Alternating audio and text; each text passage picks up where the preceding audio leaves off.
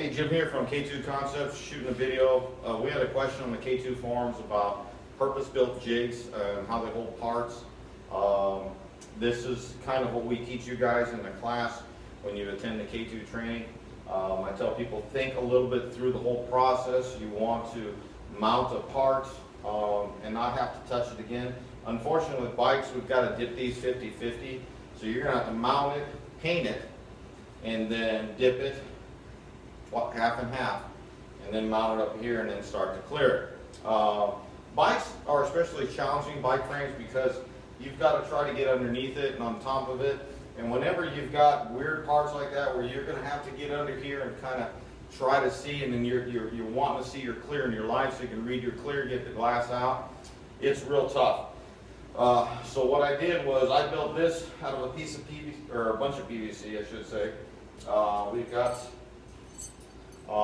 basically a piece of 3/8 all thread about 1 foot long. You get these over at Home Depot or Lowe's. You got some nuts and bolts, and I drilled through the PVC and then bolted the all thread back here for where the rear tire mounts. And then up front, what you're going to see in the sprocket area is that a piece of a PVC coupling, 3/4 inch, will fit right in that sprocket hole.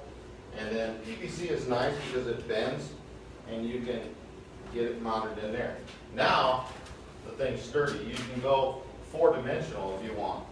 You can move it up this way, clear whatever you don't see, flip it over, clear this way, flip it over, anything else you don't see, and then get it back to your A axis.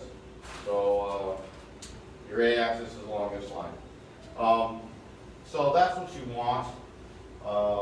That way it'll help you get a better product. You're not trying to touch it. The problem with the bike frames, if you hang them, you know, you're working against gravity a little bit here.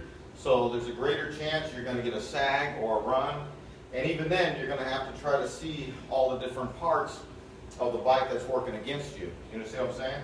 So to spend, you know, probably about, I don't know, maybe 10 bucks, 15 at the most, to create a jig that you can use over and over. And I didn't glue these in, so we could just pop these out whenever we're done, and then pop them back in.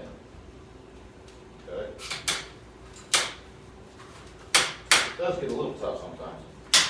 There you go. And then you're good to go. So that's an example of something that, you know, we do enough of these bikes where it was worth my time. Even if I was doing one, I would probably go ahead and spend the money.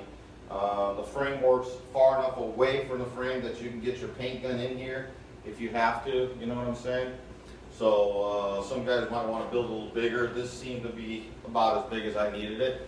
And you can reuse it. I'm a firm believer in being able to repurpose your jigs for holding parts. So that's it for this one. Hope you enjoyed it. Join us on the forum, k2forums.com. Supplies, activator guns, activator, k2shoponline.com. You can email me at k2forums@gmail.com. And a little Corona for the haters. I hope you're having a good day, David.